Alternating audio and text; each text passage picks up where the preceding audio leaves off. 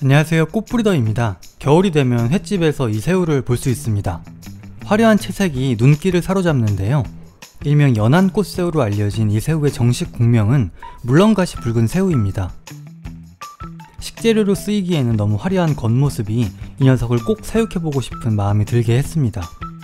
고급 식재료인 만큼 횟집 분양가가 만만치 않았는데요. 2마리를 데려왔습니다. 과연 이 녀석들을 집에서도 키울 수 있을까요? 35큐브 해수용 배면 선프입니다. 한 달 전 라이브락과 축양 여과지로 물을 잡아두었어요. 그리고 설치한 위치는 베란다입니다. 새우를 제철에 맞추어 냉각기 없이 키워보려고 합니다.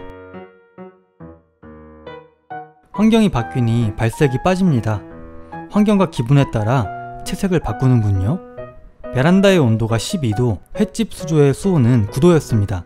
수조에 넣어서 급하게 온도 맞댐을 하기보다는 한두 시간 기포기를 가동하며 놔둬서 베란다의 기온에 수온이 맞춰지게끔 하였습니다. 이 방법이 데미지를 줄일 거라고 생각했어요. 횟집 바닷물 염도를 재봤는데요. 1.030으로 나옵니다. 보통 1.025 정도에 맞추어 해수를 세팅하기 때문에 베란다 어항보다 횟집의 물의 염도가 0.005 높았습니다.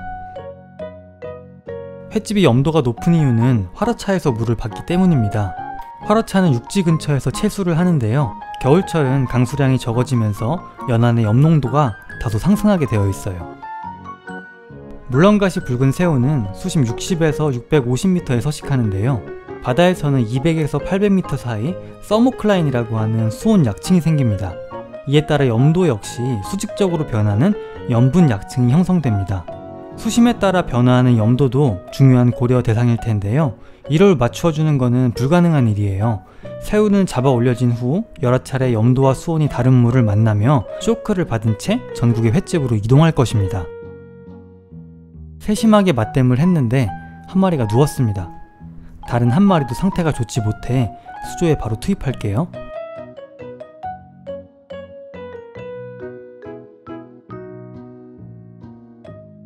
다행히 움직이는 것 같습니다.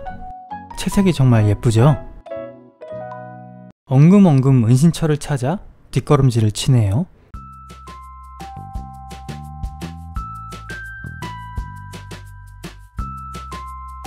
잘 숨나 싶더니 갑자기 물구나무 서기를 보여주는데요.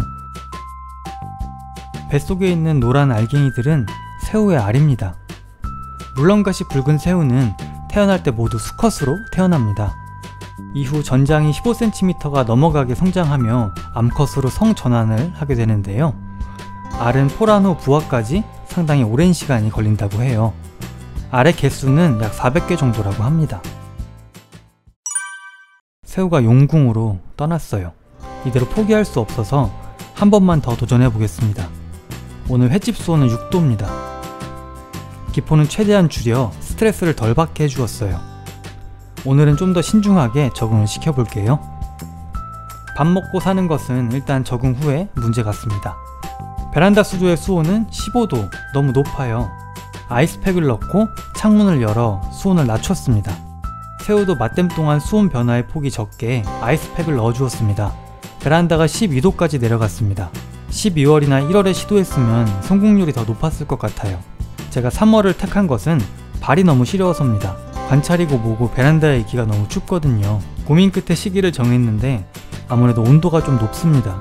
밤이 깊었어요. 오랜 맞댐 끝에 드디어 새우를 넣어주겠습니다. 지난번 횟집 염도를 베란다 수조 염도에 맞추려고 했었는데요. 이번에는 베란다 수조의 염도를 횟집에 맞췄습니다.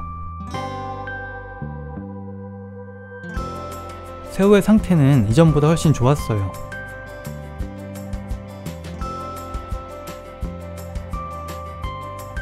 이때 좀 심하게 놀라긴 했습니다.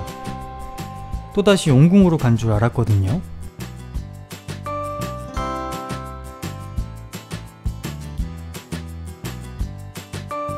갑자기 올드보이 요가 자세를 취합니다.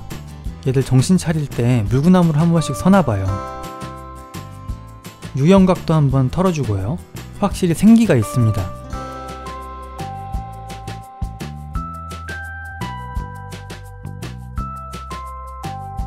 땡그란 눈알이 매력적입니다. 붉은색 밴드 무늬와 색깔도 정말 예쁜 것 같아요. 매력 포인트가 꼬리에도 있는데 지금은 잘 보여주지 않네요. 자고 일어나서 그날 밤이 되었는데도 멀쩡합니다. 심지어 적응을 했는지 채색이 완전히 돌아왔어요. 운이 좋아서 앞으로 며칠 영하권 날씨가 이어질 예정인데요. 지금 수온은 11도입니다. 요즘엔 거의 없는데요. 연안에서 잡힌 물렁가시 붉은 새우가 일명 독도 꽃새우로 둔갑하여 판매되기도 합니다. 울릉 독도에서 잡은 물렁가시 붉은 새우를 독도 꽃새우, 연안에서 잡힌 물렁가시 붉은 새우를 연안 꽃새우라고 부릅니다. 저는 둘 다 안 먹어봐서 모르겠는데요. 껍질 두께나 채색, 맛의 차이는 확실히 있다고 합니다. 너무 움직임이 없어서 밤새 타임랩스로 지켜봤는데요. 집돌이인 저만큼이나 돌아다니지를 않아요. 수온이 낮긴 하지만 적정 수온보다 2~3도 높아서 새우는 지금 굉장히 더울 거예요. 제가 춥더라도 조금 더 일찍 세팅했어야 했나 봅니다.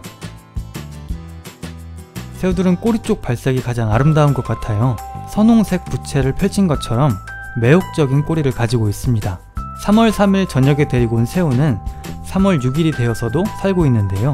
사실 전 냉각기가 한 대 있어요. 그럼에도 불구하고 없이 해보려고 했던 것은 횟집에 잡혀온 물렁가시 붉은 새우들은 성체급 사이즈로 산란 후 죽음을 앞두고 있는 그런 시기거든요. 이른 봄까지 수명대로 키울 수 있다고 생각했는데요. 그건 제 착각이었습니다. 미처 먹이도 한번 줘보기 전에 새우는 위태로운 지경에 이르렀습니다. 더욱 면밀히 준비했어야 하는데 한 번에 죽는 것보다 고통을 준 것 같아 미안해집니다. 더 이상 진행하는 것은 의미가 없다고 판단하여 일명 연안꽃새우의 사육 시도는 여기서 종료하도록 하겠습니다. 사육은 결국 실패했지만 몇 가지 팁을 얻었는데요. 온도맛 때문 아이스팩을 넣고 보통 하는 속도보다 2배 이상 느리게 해야 합니다. 염도에 관해서는 이미 많은 스트레스를 받아왔기에 데리고 온 바닷물에 사육할 수 있는 수조의 염도를 맞춰주는 게 좋습니다. 베란다 사육 시 12월이나 1월에 시작하는 것을 추천드려요. 적정 사육 수온은 6에서 8도입니다. 안정적 수온 유지를 위해서 냉각기는 필수라고 생각합니다. 혹시나 사육 시도를 하시는 분들께 조금이나마 도움이 되었으면 합니다. 오늘 영상은 여기까지입니다.